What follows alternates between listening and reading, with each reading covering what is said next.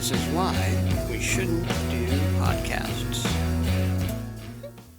This is Cap, and I am here with a new segment of our podcast called Cap's Selects.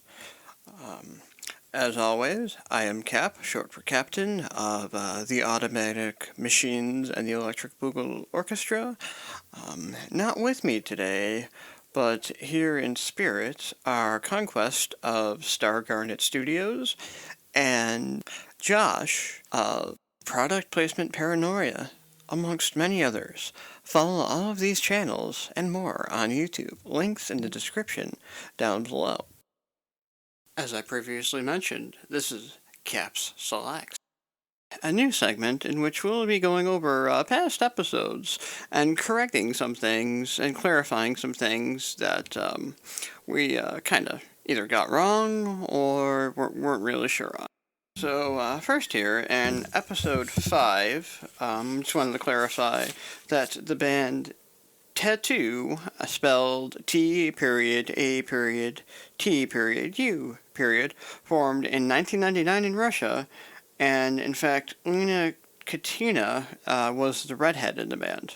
And then episode 6, Game of Thrones, was the first book in A Song of Ice and Fire series, and Metallica's album Hardwired clocks in only at 79 minutes, not 100. In episode 3, I mentioned the Nickelback album Curve.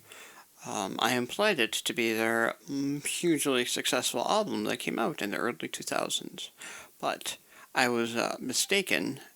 The album I was thinking of was Silver Side Up, which had the misfortune of being released on 9/11/2001. And now, circling back to episode 7, as far as the Egyptian gods go, Isis, the goddess in the Egyptian mythology, is the goddess of the moon, who actually has a human form. So we were wrong on that one. The Egyptian god Horus, or Horus, Horus, is the falcon-headed god. He is the son of Osiris and Isis. Thoth, spelled Thoth, was the Egyptian god with the head of an ibis.